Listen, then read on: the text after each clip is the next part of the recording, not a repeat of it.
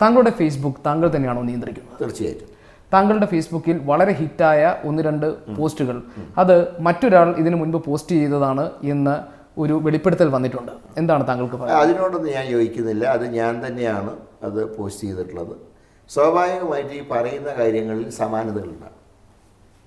ഞാൻ സത്യത്തിൽ പോസ്റ്റ് ചെയ്യാൻ കാരണം, സാധാരണ ഞാൻ സോഷ്യൽ മീഡിയയിൽ പോസ്റ്റ് ചെയ്യുന്നതിന് പകരം മാധ്യമങ്ങളെ കണ്ട് നേരിട്ട് പറയാറാണ് പതിവ്. പക്ഷേ മാധ്യമങ്ങളോട് സംസാരിക്കുമ്പോൾ ഒരുപക്ഷെ താങ്കൾ ചോദിച്ച പോലെ പാർട്ടിയുടെ കാര്യങ്ങളായിരിക്കും കൂടുതൽ ചോദിക്കുക.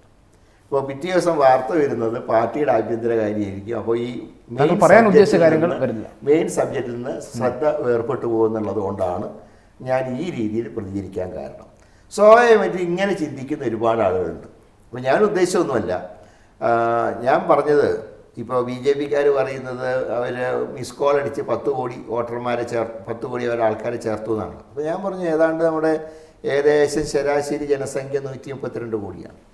അപ്പോൾ ഇവർ പറയുന്നത് പോലെ ഇവരുടെ പാർട്ടി 10 കോടിയൊന്നും ഇല്ല. അതൊക്കെ അതിശയോക്തിയാണെന്ന കണക്കാണ്. അപ്പോൾ ഇവർക്ക് ഇഷ്ടമില്ലാത്ത ഇവരുടെ തത്വങ്ങളോട് യോജിക്കാത്തവരൊക്കെ പുറത്ത് പാകിസ്ഥാനിൽ പോകണമെന്ന് പറയുമ്പോൾ 123 കോടി ജനങ്ങളെ പാകിസ്ഥാനിൽ അയക്കുന്നതിനേക്കാൾ നല്ല ഈ 10 കോടി അങ്ങോട്ട് പോവല്ലേ?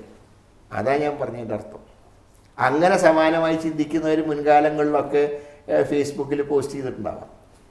അതല്ലാതെ ഫേസ്ബുക്ക് വേറെ ആളെ ഏൽപ്പിച്ച് മറ്റാരെയും കോപ്പി അടിക്കുന്ന ഏർപ്പാട് എനിക്കില്ല. എനിക്കതിൻ്റെ ആവശ്യമില്ല. ഞാൻ ഈ ഫേസ്ബുക്കിലേക്ക് ഈ ഒരു സുപ്രധാനമായിട്ടുള്ള മാറ്റർ പറയാൻ എന്നെ പ്രേരിപ്പിച്ച 2 ഘടകം. ഒന്ന്, അഭിപ്രായ വ്യത്യാസങ്ങളുള്ളവരോടൊക്കെ രാജ്യം വിട്ടു പോകാൻ പറയുന്നത് തെറ്റായിട്ടുള്ള സമീപനമല്ലേ? അങ്ങനെ പറയാൻ ആർക്കെങ്കിലും അവകാശമുണ്ടോ? ഈ മണ്ണ് എല്ലാവർക്കും ഉള്ളതല്ലേ? അങ്ങനെ ഒരു ഇഷ്ടമില്ലാത്ത രാജ്യം വിട്ടു പോകണമെന്ന് ഈ രാജ്യമുണ്ട്, ഇന്ത്യ രാജ്യമുണ്ട്. ഇപ്പോൾ ലോകത്ത് ഏത് രാജ്യത്തിൻ്റെ ചിത്രം പരിശോധിച്ചാലും ഇങ്ങനെ അഭിപ്രായ സ്വാതന്ത്ര്യമുള്ള രാജ്യം ലോകത്ത് വേറെ ഏതാണ്? പറയുമ്പോൾ വിവിധ ജാതിയും മതവും ഉപജാതിയും ഒക്കെയുള്ള ഒരു രാജ്യം എങ്ങനെ 70 കൊല്ലക്കാലം ശക്തമായി മുന്നോട്ട് പോയി? എല്ലാവർക്കും ഒരു വിശ്വാസമുണ്ട്, ഈ മണ്ണിൽ എൻ്റെ അവകാശങ്ങൾക്ക് വിലയുണ്ട്, നിലയും വിലയുണ്ട്, ഞാൻ ഈ മണ്ണിൽ സുരക്ഷിതനാണ് എന്നുള്ള വിശ്വാസമുണ്ട്. ആ വിശ്വാസം തകർന്നാൽ നാളെ രാജ്യമുണ്ടോ? ഞാൻ ഒരു RSSകാരൻ്റെ പ്രസംഗം നിങ്ങളുടെ എല്ലാം വൈകുന്നേരങ്ങളിലെ പൊളിമിക്സ് ഉൾപ്പെടെയുള്ള 9:30 മുതൽക്കുള്ള പരിപാടിയിൽ ഒരാൾ പറയുകയാണ്, ഒരു RSSകാരൻ പ്രസംഗിക്കുകയാണ്, ശ്രീരാമൻ 10,000-ൽ പരം ആളുകളെ കൊന്നതുകൊണ്ട് ശ്രീരാമൻ ആരാധ്യ പുരുഷനായി.